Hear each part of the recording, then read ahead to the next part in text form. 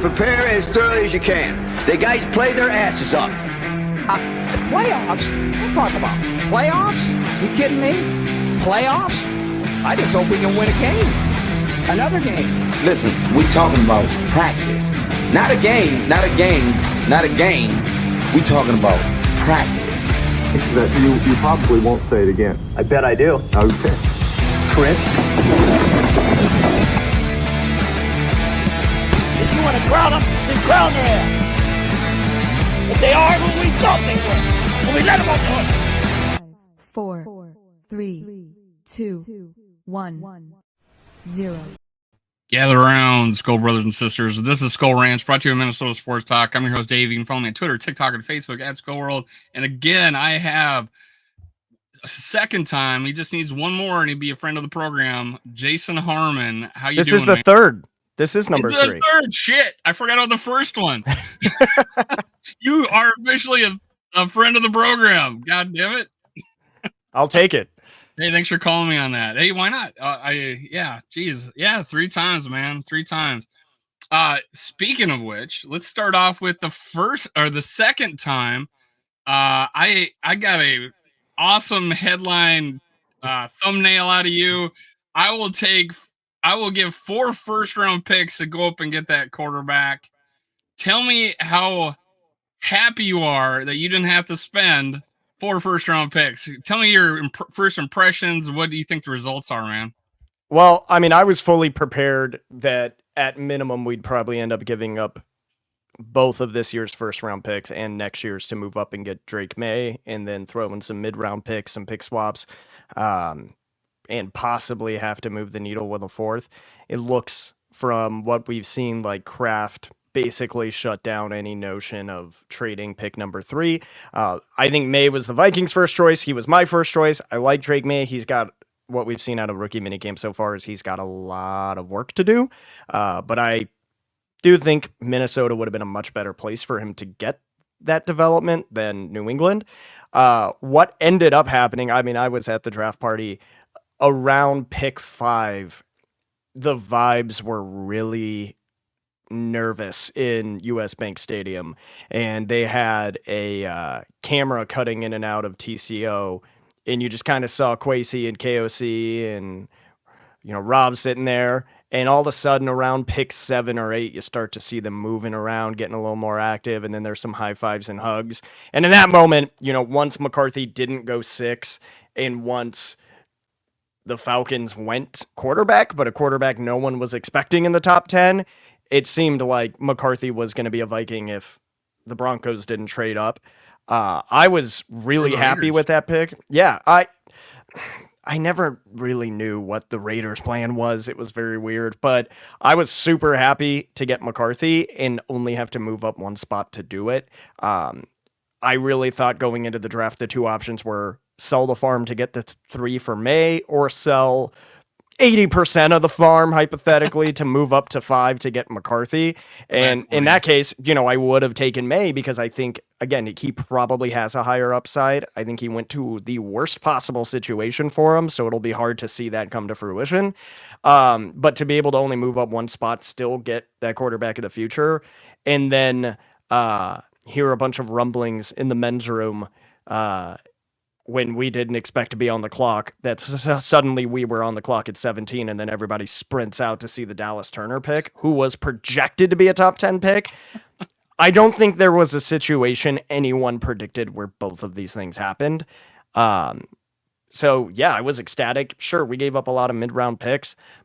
Screw them. Like, I don't care in the grand scheme of things if these 2, especially Dallas Turner, will probably be the easiest to tell sooner rather than later, but especially if McCarthy can just be a solid quarterback and allow us to have that cap flexibility to do a lot with the rest of the roster, I think it's a massive win. So didn't have to pay much, and I think we got a lot of value in that first round.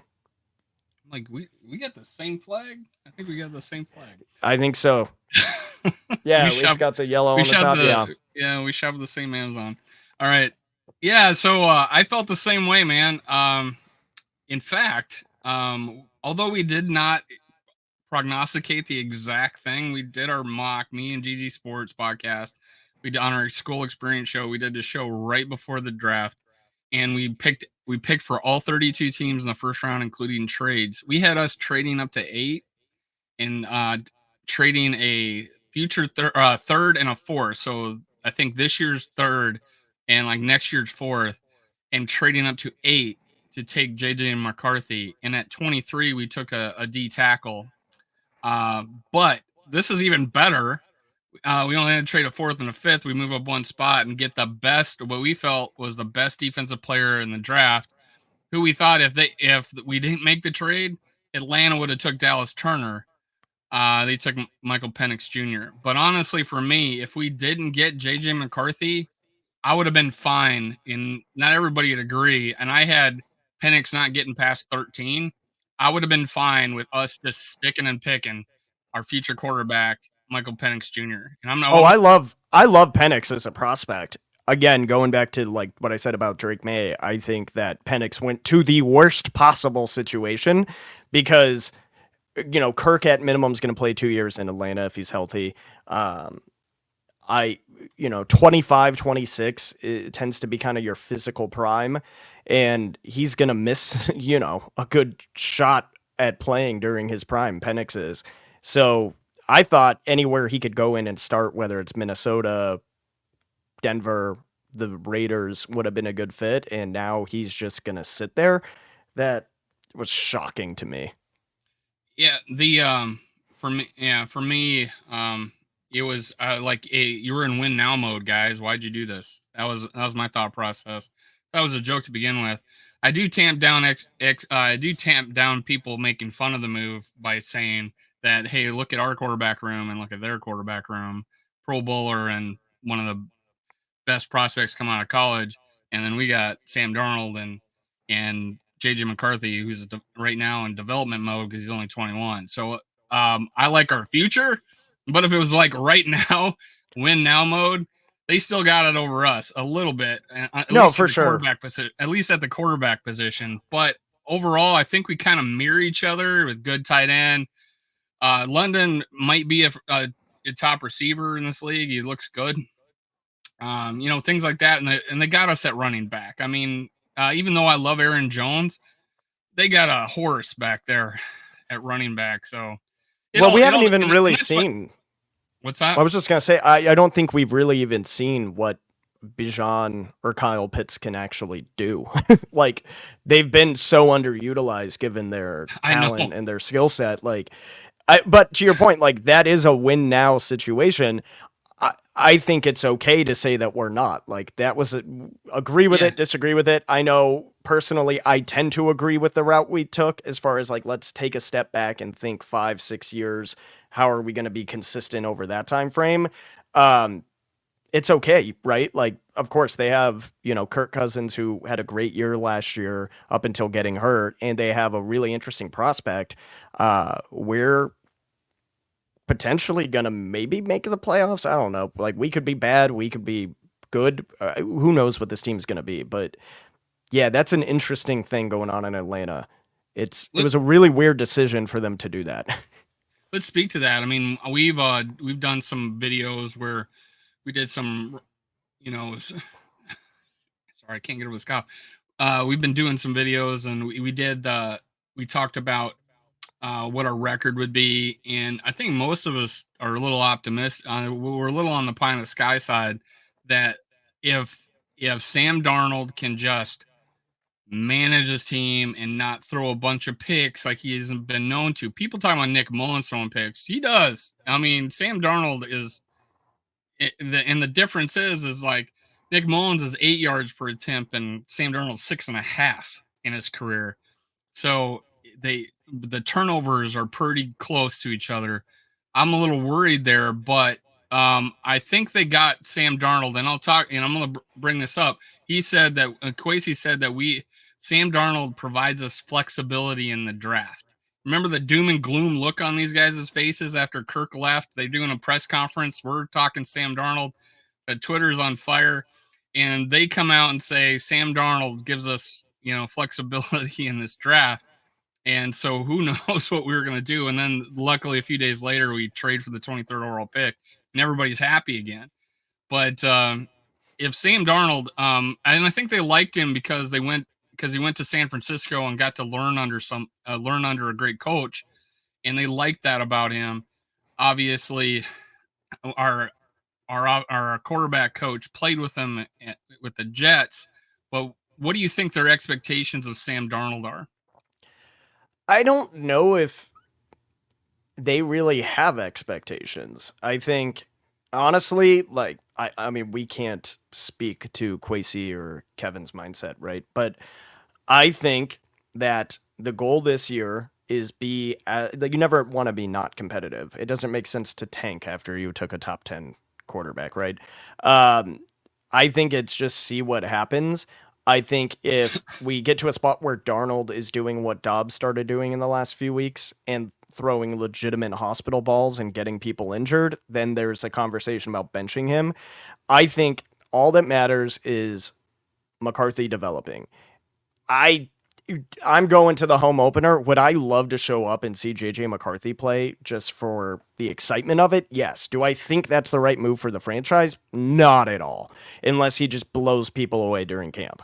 I really think signings like Aaron Jones, some people are like, oh, well, Jones is old, so they must think, oh, he's going to be maybe have 1 or 2 more good years. This is a type of weird signing for a team that's not in win now. No, I think he's literally there to keep the offense functioning in case we get bad Darnold again. When fully healthy, he's just amazing. Yeah, I think he's there to take pressure off of Darnold or McCarthy.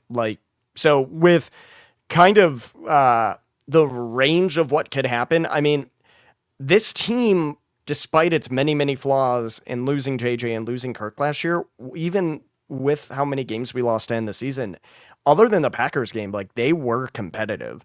And I think the team overall got better. And my thing has always been, I'm 100% supportive of letting Kirk walk if you take advantage of the benefits that come with it. If you just let him walk and you don't have a plan, it's stupid. It's a waste of time. As soon as he left and that cap space was freed, you saw Grenard, Van Ginkel, Cashman, Aaron Jones, types of signings that we don't have as a franchise. So I think the team got better. I don't know what version of Darnold we're going to get. I'm a USC fan, so I watched him for a long time and liked him as a prospect. But I also know deep down inside any USC quarterback's a massive risk to draft. I agree with your point. If he can just not screw up. I mean, he's looked great in OTAs, but that happens with him every year. There's Shines not in a shorts. lot. That was my last thumbnail about him. Yeah, and so I don't know what to expect from him. I think that this will be, and I know this has been said a million times, his best opportunity he's ever had to succeed. In limited time playing last year with the Niners, he looked the best he's ever looked. Being around a competent coach and receiving core and a good offense. I'm optimistic. I'm not going to sit here and say he's going to have a Case Keenum year, but even then, like, that Case Keenum year, people forget, like, statistically he wasn't Average. setting the world on fire. He was just touchdowns. He was just efficient. He was efficient. And that's all he needs to be, is he got the ball to his weapons. And that's not a slam on Case Keenum. I named my son after Case Keenum. I love Case Keenum. But he just played within the system, and this is a different system, a different time, a different team. But if Darnold can just be strategic in letting, not forcing it, letting JJ get open in the middle of the field, looking to Addison, when Hawk comes back, taking advantage of that, I think the team will be fine. And now we actually have a kicker who can convert PATs, who can hit field goals consistently. I think this team we're not going to really see a fall off as far as the offensive scoring output. And I think the defense got better. I think at worst, maybe we win 5 or 6 games because we have a really tough third place schedule. But on the social network that Brev and I do on Vikes Now, we had like the max wins around 11 if everything went perfectly. Yeah, that's what I had. I had the same thing. The fact that you named your kid after Case, you didn't want to go with the other half of the Minnesota Miracle and call him Stefan? Nah, he already throws enough tantrums. I don't need another one. Hello, this is my son Stefan. That would have been awesome. Well, it was funny because when the Vikings gave us the playoff tickets a couple years ago, I made a statement that if we won the Super Bowl, kid's name would be Kirk or Justin or something like that. And like my wife was like, so she's been around the Vikings long enough to know where she was like, oh yeah, sure. Yeah, totally. That's going to happen. She just knows at this point. And so she brought up the name Case one time and I was like, yes. And she's like, oh God, which Viking was that? And she's like, oh no, that's the miracle guy. She's like, fine, I like the name enough. So it worked out. So she accidentally came upon it and Yep. then put the connection. That's amazing. Hey, I mean, that was the Minneapolis Miracle. You know, it was about 2 years after my dad passed away. I was wearing his bomber jacket from the 90s he left me, and people were asking me about it. So I was sharing the story with them at the bar that, my dad passed away of cancer, and it was his jacket, and I was wearing it for good luck. That Minneapolis Miracle, people were grabbing onto my jacket, like hoping for some good luck from my dad. It was the best sports moment I've ever, seeing the Dodgers being from California win the World Series in 2020 was cool, even though didn't quite have the full excitement to it for obvious reasons. But the Minneapolis Miracle was the happiest moment in sports I've ever had. So I'll name my kid after Case Keenum because he helped make it happen. I had been watching football all day, and I didn't realize it. I haven't watched it on that TV that long. I haven't had it on that long, and it shut off while they were in the huddle. So that was my experience, and then I'm like frantically, oh crap, we're lost anyways. Let me just get this back on, see what happened, and it pops up in a little square on the corner. Like, God, this is a new TV. So, and then I blew it up, and I realized, holy shit, we just won. And then the tears came a little bit. I choked up a little bit. I'm not gonna lie. Yeah, we were at a bar out here that's like it's officially an NFC North bar, but the Vikings fans run it. If you're in Arizona, it's called Boondocks. I seen your video. My craziness of me. Some guy just gave me a drum, and I went to give it back to him, and he's like, "No, you keep this." So I leave the skull chant when we go. Yeah, and it was. I have video of it, but it was recorded on my buddy's Snapchat, and it's just bits and pieces, and it's just chaos. You hear people screaming and crying. I walk up to give my buddy a hug. I didn't even realize he was recording, and I'm like got tears streaming down my face. It was, yeah. I miss that feeling, and I hope we can have it back as a franchise soon. When we went up 2 scores in that game, people started texting me like, "Congratulations, man! You're killing them. Congratulations, you're killing them." I'm like, "Oh, thanks, man. And then we know better. And they come back. And we win by miracle. Same thing next week. We go up 7-0 on the Eagles. I'm like, "Hey, guys, good job, man. This is great." Okay, that moment was the most confident I've ever been because I think we scored the touchdown on the opening drive and then forced a 3-and-out. The combination of those two things, I literally was sitting there like, oh my God, we are going to go to the Super Bowl. And oh man, the next like 2.5, 3 hours was bad. It was bad. It was not good. Bad. Yeah, we were always brought back to earth. But yeah. So with Sam Darnold, it is my official position as I am with every quarterback, that I hope he knocks it out of the park and never gives the job up, and JJ McCarthy never sees the field, and we win the Super Bowl with Sam Darnold. That is my official position with every freaking quarterback, every player on that team. Even though it is my thoughts that I want to see JJ McCarthy develop this year because I think our window is bigger and starts next year. We have a team that can win now, and if Sam Darnold can freaking play ball, this team could do something. And I even thought I'm sitting in the car, I'm thinking, and you brought it up, and I'm not kidding. I said to myself, he could have a Casey Keenum type year, out of nowhere, comes in and just clicks. And we see a little bit, like you mentioned in San Francisco, although he had one of the worst red zone experiences I've seen a player do in one of those games he played. I think he'll fit right in. A sack, and then he threw a pick. It was terrible. He'll fit right in Minnesota. Yeah, with the red zone. We're not good at red zone, so that doesn't help us out. So hopefully, that was probably our biggest thing is that we couldn't get in the end zone. Half the reasons because we couldn't run the ball. And Aaron Jones is there. Speaking of running the ball and offensive line, terrible segue, but Blake Brandel is looking like he's the starting left guard for us with no competition. How do you feel about that?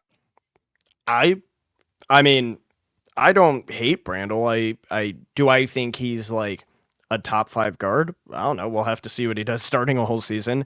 I'm biased because they hit the group gritty at the Thanksgiving game 2 years ago, right in front of me in the end zone, and Brandel's grittiest was by far the funniest thing I've ever seen in my life. So I'm rooting for the guy just for that. I think here's the thing: is it's not so much in isolation. Is Brandel a elite starting guard? It's, well, what have we had? And Cleveland showed flashes, but there's a reason the team was just willing to get him off the books. Like, even at, I think we got a 6th-round pick for him. I think we could have gotten more, but yeah. And I just don't think he was that good. Do I think he's probably better than Brandel? Probably. We'll have to see what, again, Brandel does with a full season. And then Reisner is a sensitive topic because I myself was really on that train, and I love Dalton Reisner. Like, I like him a lot.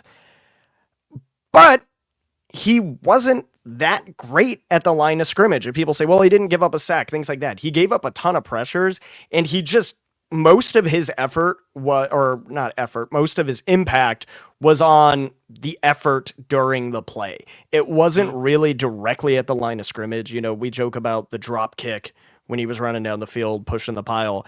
That, I love that energy. But are we really losing anything directly at the point of contact at the line of scrimmage? I don't think so. So for me, it's go with the cheaper option. And I think in the moment, Randall probably was that. And now with Reisner waiting, he'll probably end up taking a similar contract if and when he does sign somewhere, which I hope he does, because I want a comp pick. But and I like the guy. I do. But, you know, I think he became such a fan favorite that it's one of those things where, like, talking about him is divisive. I think it's okay to admit, like, he brought a lot to the team as far as a locker room presence. And again, his effort through the entire play. But as far as pure contact in the line of scrimmage, he wasn't that much of a difference compared to what we have. I think he did have one game where he did show a lot, but I think one of the things you're a very astute observation, he was severely undercut, and his guy blew up the play on that second tush push that shouldn't have that we did. I won't hold that against him. That entire situation, end of the season. That entire situation was unforgivable by everybody involved. It so was. I'm not gonna blame him on that one. But well, he did get blown up. It was pretty bad. But and yeah, I don't even want to talk about it anymore. I did put out a funny tweet that I think it was JJ McCarthy at the hockey game, and he was sitting next to our guy. What's his name? Our receiver, third receiver. Oh, it was at the Timberwolves game. Yeah, it was Brandon Powell. Yeah, Brandon he was Powell. with So Powell. he's got his arm around Brandon Powell, and Brandon Powell just sitting there staring. And I go, the tush was going to be lit this year. We'll have to see. I mean, well, you might not even have to do it that same way because McCarthy can actually move. Mullins was people said Kirk was a statue. Mullins was not different. Not really different. Yeah, let's not do that anymore.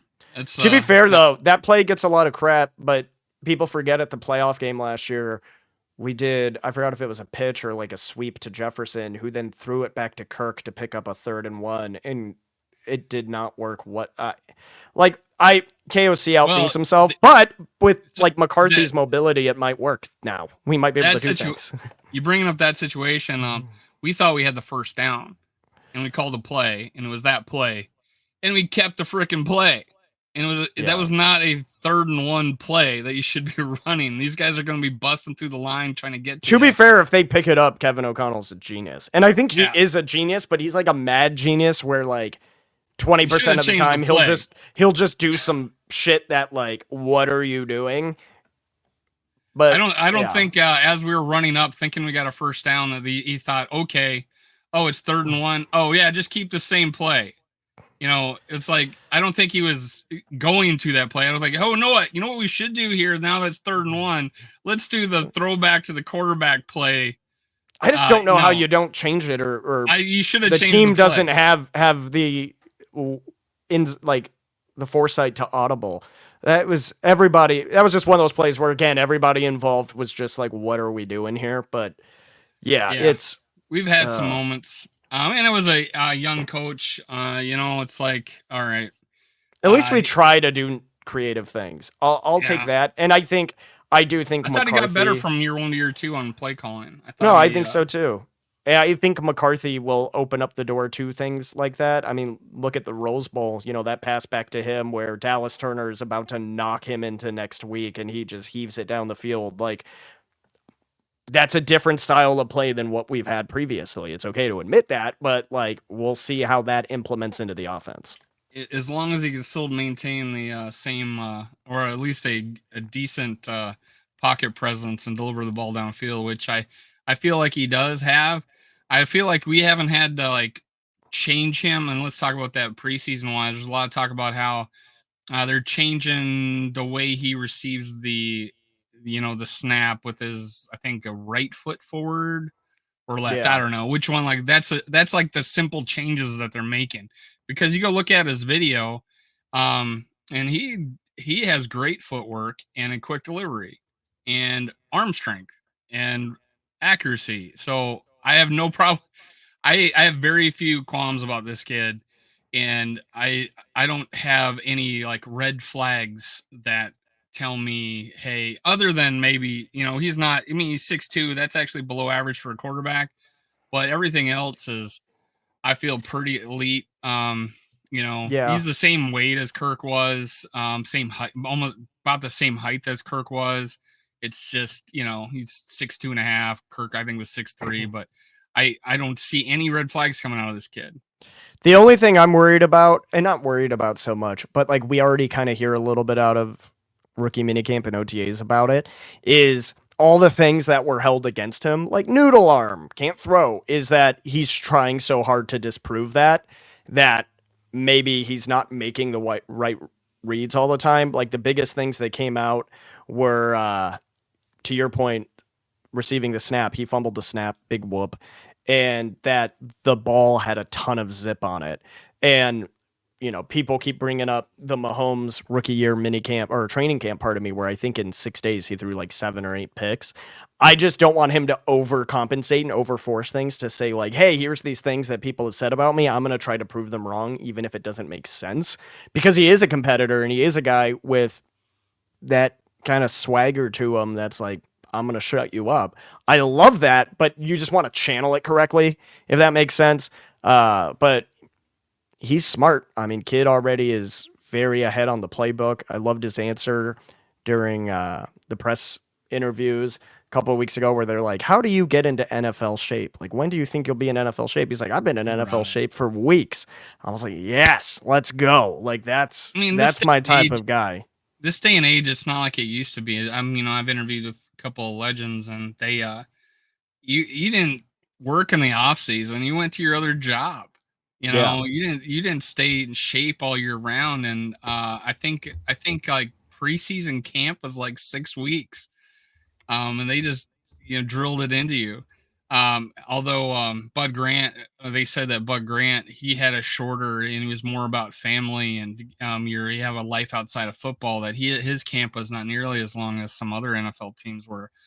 But yeah, I mean, they're in shape all year round. If some guy comes in and is overweight, that guy shouldn't be in the NFL anymore because he's not taking it seriously. It's I think I have no red flags coming out of this kid whatsoever. No, 100%. I think it's just a matter of how quickly. I love the fact the game's got to slow down for you. It's a different game. And they had specific development plans for every quarterback they evaluated, which just shows to me like how long they've been thinking about this and how much effort went in specifically with this quarterback class. I know you've said that you don't want him, or you maybe don't care that he doesn't start the first few games. Me, I had said if this guy has it, he has it. Put him out there. I want him developed by next year. I do not want, and there was a report, Paul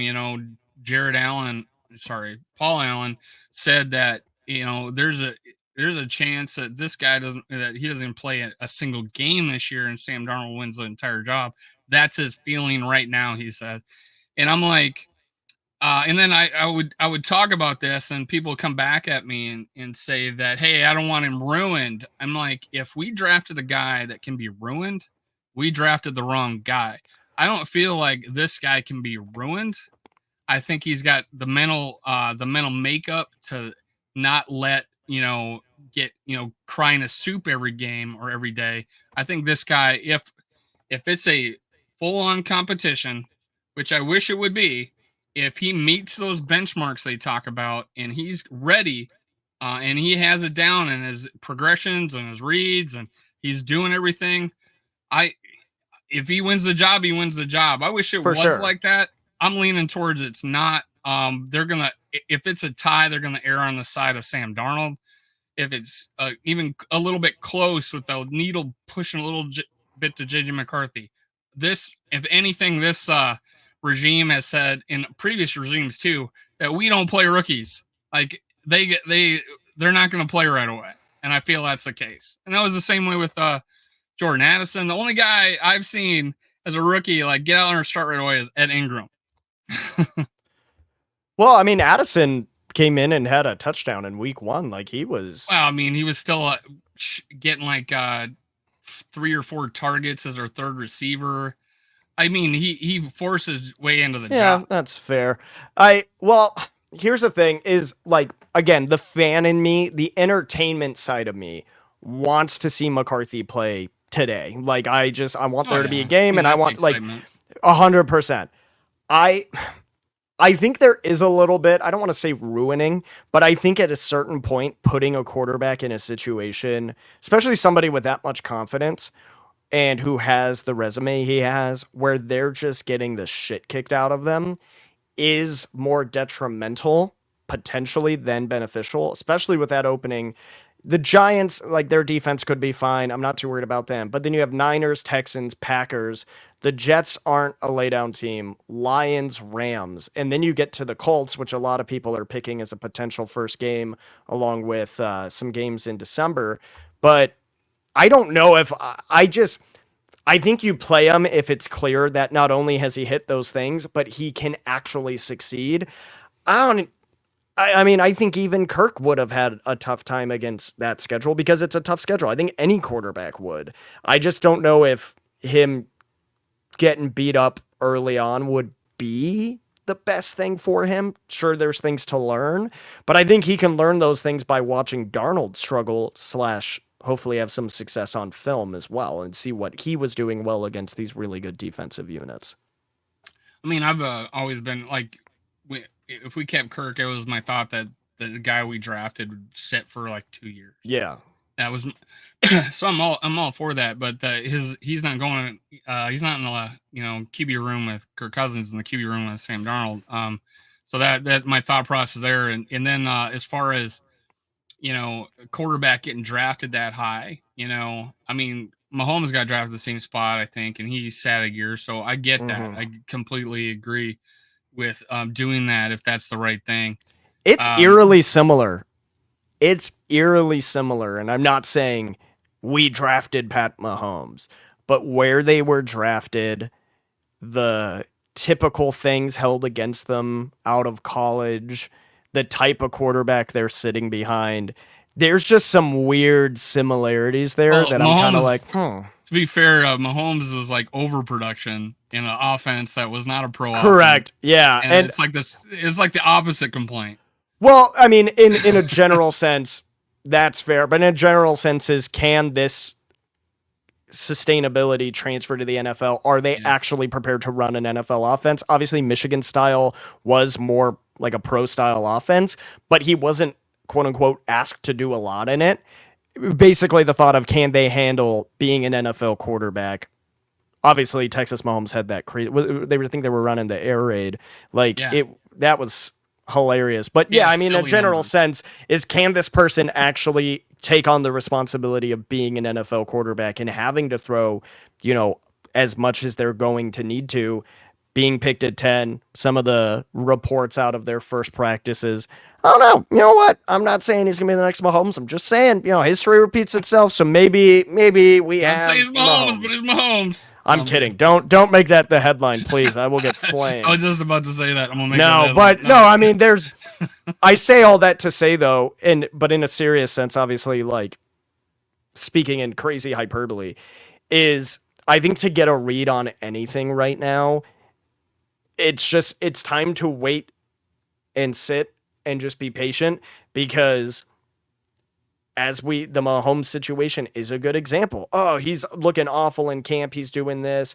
He can't, handle the demand of running a pro style offense and being the leader. All these reports and people went back and forth. And then he comes in, and I think he got drafted in 2017 and then won a Super Bowl by 2020. Like, there's not bad. You don't really know. And it is funny to see teams, fans of other rival teams, Packers, Lions, Bears, taking random out of context things about him, like dropping a snap or something and being like total bust, all this. I'm just bookmarking it and saving it for later, and we'll see what happens. I fully know this could, just like drafting any quarterback, this could end up being a total disaster. It 100% could. I don't think that'll be the case. And that's why I like the Dallas Turner pick. 100%, because this draft is a win no matter what. Yeah, I mean, I just feel like with Dallas Turner was like JJ McCarthy, who? I mean, we could, and I'll lead into this, but my last point was with JJ. They all talked about how the Minnesota Vikings, the best situation for any quarterback to sit. I mean, no, they were talking about to play with this team, the team he has around him. There's no guarantee that we have Darisaw next year. There's no guarantee, Oh, we will. Like, knock that off. What are you doing? What do you think? All guarantees. I wouldn't say guarantee. You're probably right there. Yeah. But again, it goes back to, was letting Kirk walk the right decision? I think it is, if they do what they need to do with the money. That includes Justin Jefferson and Darisaw. If it doesn't, then what was the point? Obviously, there's a lot of free agents we could sign, but it's one of those things where I'm confident both will be back. I think, with that being the case, it is. To your point, though, yes, it is to play, but as long as those two guys are shored up, I mean, the core of our offense is all guys in their mid-20s. And he'll play with them. It's just a matter of when and if he's ready. So, like, I agree with you. I want to see him out there and see what he does, but I'm going to fully put my heart on the line and say, okay, Kwesi and KOC have come up with a plan. This is the first time we've really seen them go all in, take a massive risk on their version of this team. I'm going to trust them. And if it doesn't work out, then yeah, both need to be held accountable. But I'm not thinking of that stage yet. So it is a nice segue. Was my thoughts is that, hey, I need to sign Justin Jefferson and pay him, the most of any non-quarterback ever, which is $35 million. 34, I think, went to Bosa. Okay, the reason I think this is because if, God forbid, contingencies upon contingencies, quote, if JJ McCarthy doesn't pan out in the next 2-3 years, that we have a huge trade piece with Justin Jefferson that we could reset the franchise and still have plenty of talent on the team and start over. We'd be in a unique situation as a team to have a trade chip like that in the future. So that's my thought process. Now, the reason why, and recently Charlie Walters said something to the fact that we were trying to trade up to 5 and our target was Malik Neighbors. I have no doubt about the McCarthy or the Drake and May. I think that was our number one guy to go get. 3 gets down to 5. We got a team at 6 that needs a receiver. Malik Neighbors is a physical specimen, runs a 4.35 40, out of LSU. He says that we were trying to trade up. That was the buzz. He said that buzzword before, and he was 100% right about Kirk Cousins. The buzz about Justin was about the Vikings going to Malik Neighbors. He then adds on that means that we would move on from Justin Jefferson. I don't think he was announcing that there was any trade plans with Justin Jefferson. It's just that his feeling was if we did that, we'd probably move on from Justin Jefferson. Now, the people that think that's absolutely crazy and batshit crazy that he would make a trade that they didn't like, got to remember that he traded down to 32 and took Lewis Seen, a trade that nobody liked, and it's not worked out. I would not put it past Kwesi to do something that was out of the blue. And one of the things I would lean to is that we don't have a clear number 3.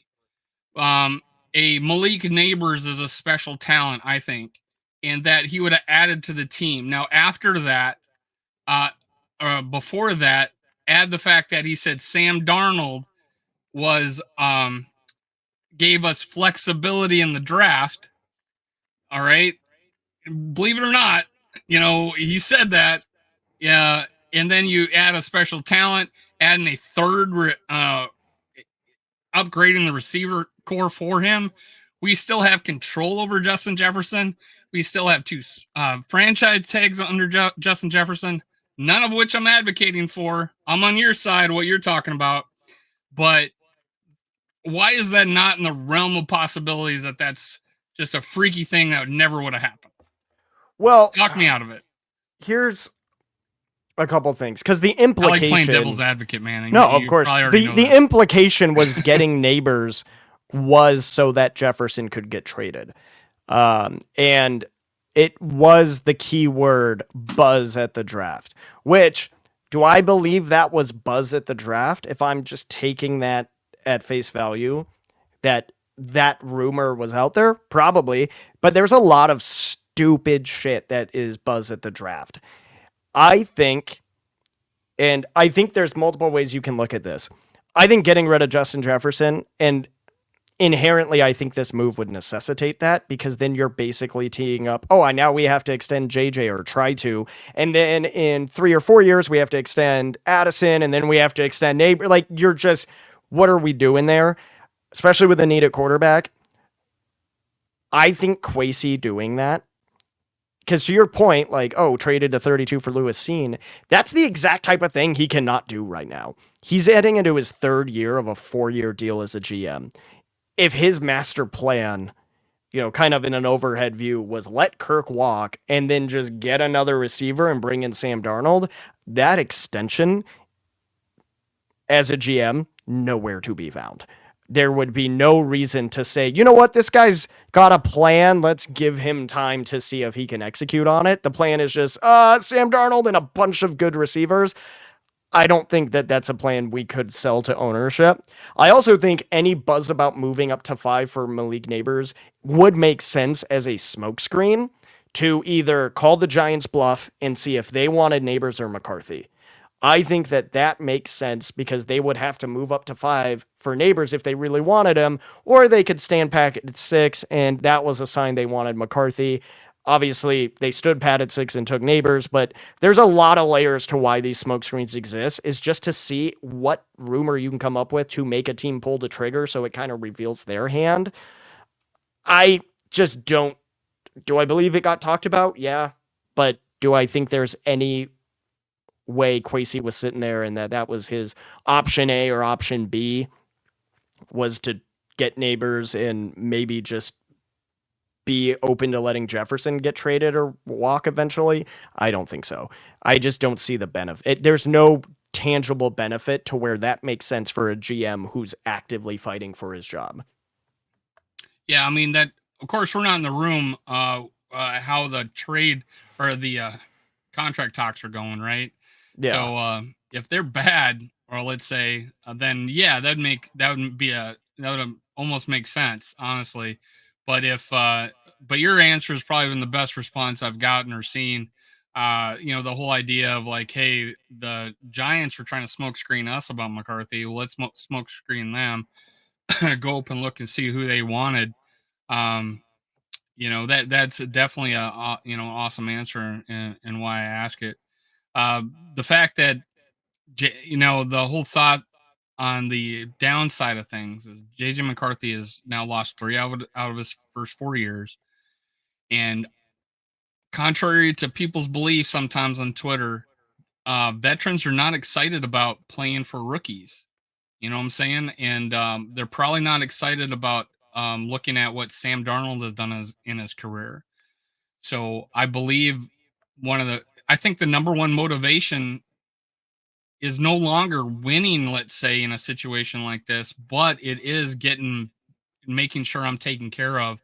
I need to be taken care of if I want to stay for you. We have excitement about JJ McCarthy.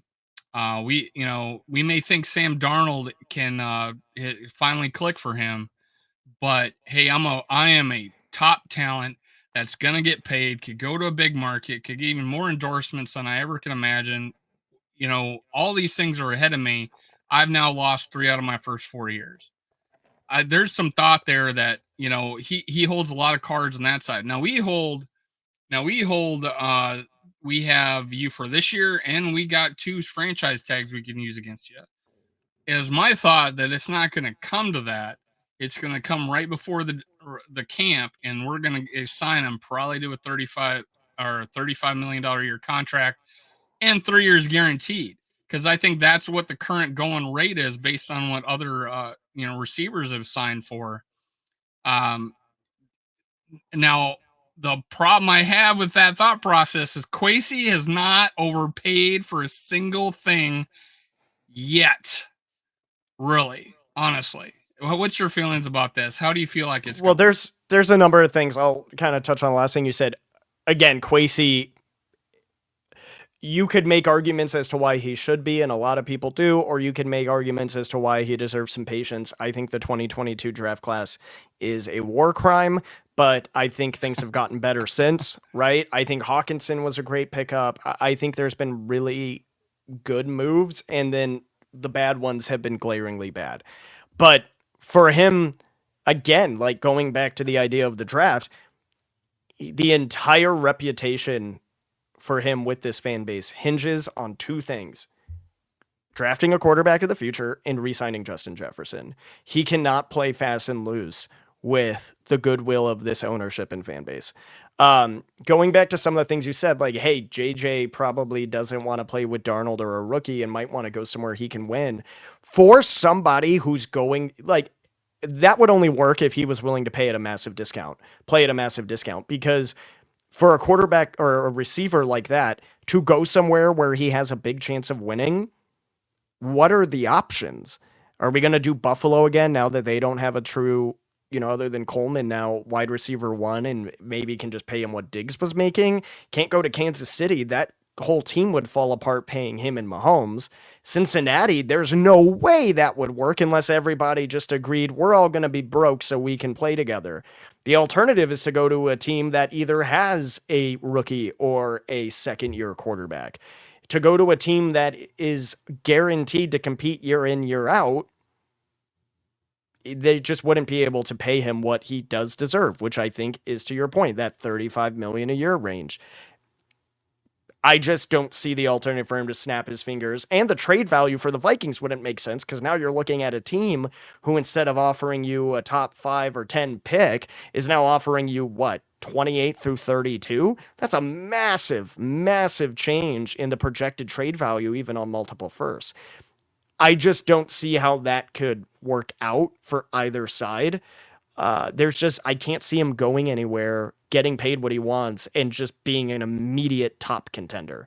I think that's exactly what happened with Tyreek Hill. And for better or worse, Tua has been his quarterback. And as they've been trying to figure out that contract situation and all the work they put into that, it's just a lot of things have to fold that way. Are we learning from that? That Tyreek Hill goes to Miami, Kansas City wins the Super Bowl without him. Well, Kansas City, I don't think the Kansas City Chiefs won because of any of their replacement wide receivers. I think they won because they had an all-time great tight end, All-time great one of the coach. best head coaches of all time, and who will very likely my go goat. down as the greatest quarterback to play the game. And, you know, because again, their biggest issue was their wide receiving group consistently. It cost them moments that could have caused games to be, instead of a loss or a close game, like a blowout. So there's a lot of the thought process in the fan base that like, oh, the Wolves just want a competitive team that's marketable. They don't really care about doing what needs to get done to win a Super Bowl. That's crap.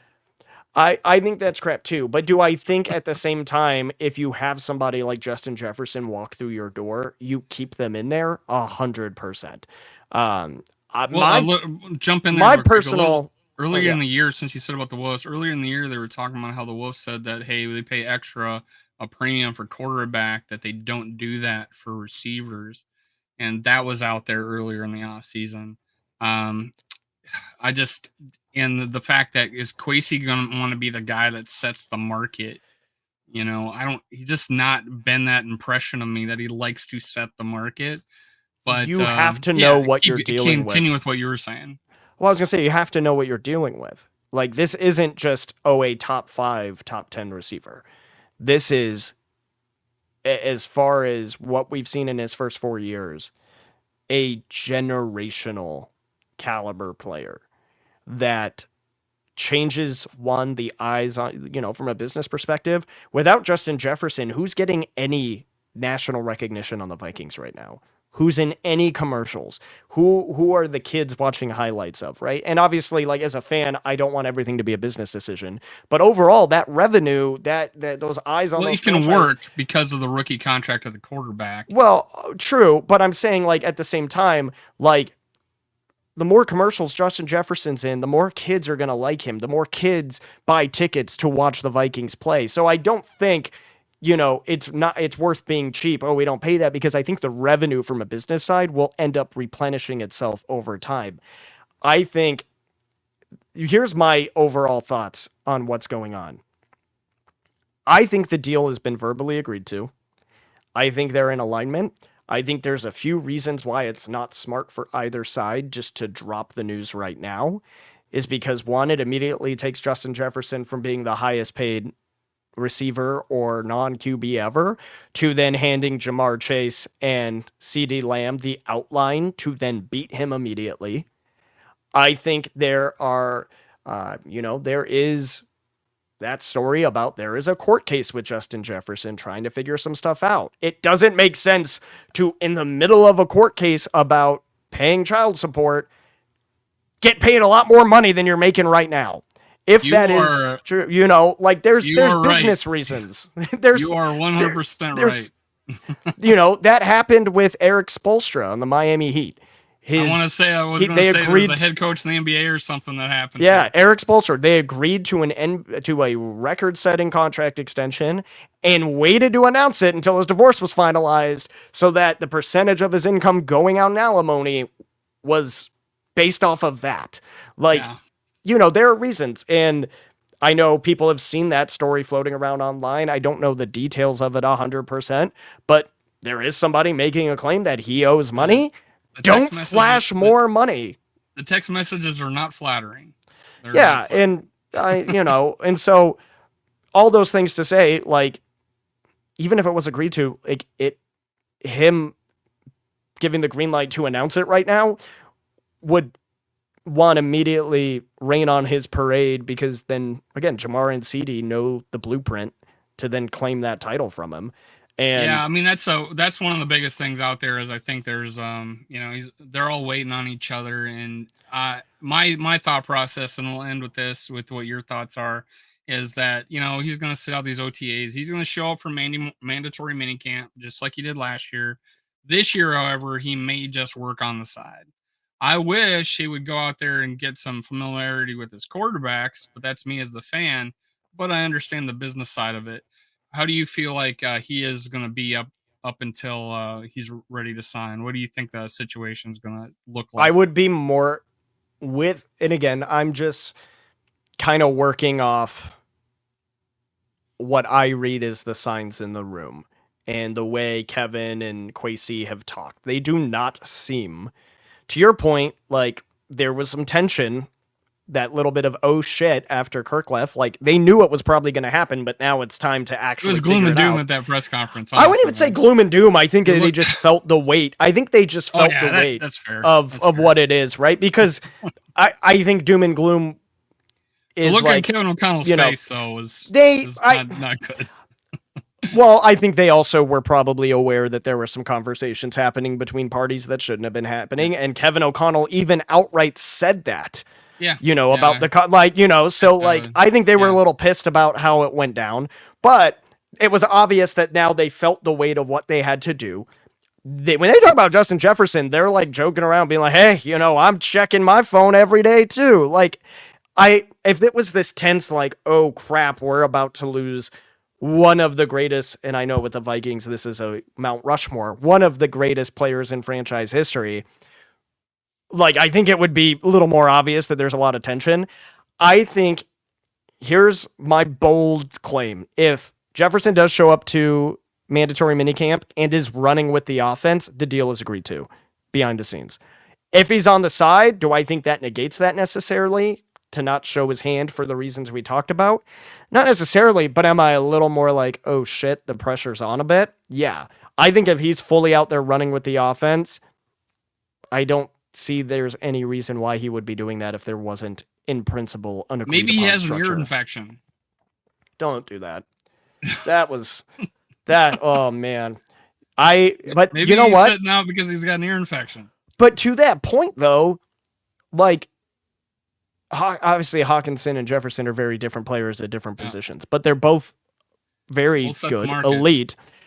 Like, look what, like, I think Jefferson saw what happened. I need to apology. Apology, Kwesi. Set the market. He did. With our yeah. right. I was thinking of that the whole time, and I was like, well, but it was a very team-friendly deal. No, honestly. for sure. It was very team-friendly. But you look, and like Hawkinson was not very good those first few weeks because he missed. Like, he's still good. He's still a good player. Like I got so mad at one point I just tweeted TJ Droppinson and just kept quote tweeting it every time it would happen.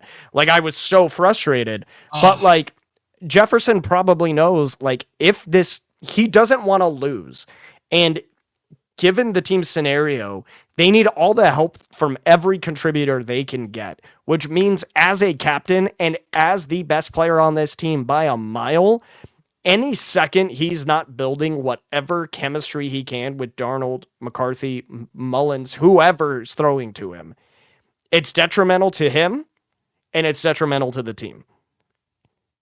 Especially with Mullins and McCarthy, because he hasn't played with them. They don't know where he likes to receive the ball. They don't know how he runs his routes or what his way of communication is. Like, that time is essential. I just, as a competitor, as long as the contract is in principle, they're on the same page, I don't think he plays it fast and loose with what ultimately will impact his production and the team's success. Jason, it's been a pleasure. You should have your own YouTube channel. Well, we don't have our own channel, but we do have our own show. Yeah, but you do. So go ahead, man. Tell us where they can find you. Yeah, so we are over with the Vikes Now Network, just Vikes Now, one word, on YouTube. We do a weekly Friday show. Dusty, I don't know. Oh yeah, we're doing a weekly Friday show called the Social Network. Basically, the vibe is talk about what's going on with the Vikings, just guys being dudes, but effectively talking about it in the lens of this isn't like force or anything, but just more casual. How you see people arguing and going back and trying to prove their points on Vikings Twitter, not Vikings Facebook, because that is a dumpster fire. I will never want to ever. It's pretty negative. I just muted myself. Yeah, I do not want to be involved in. It's not even just negative. It's just some of the posts on there are like, the hot takes are the craziest things I've ever seen in my life. Somebody said we should trade Justin Jefferson for Mahomes, and I threw my phone down. And then there's these AI sites infiltrating all these places too. It's absolutely insanely horrible. But hey, thanks for coming on, your official friend of the program, Skull Vikes. Give me my crown.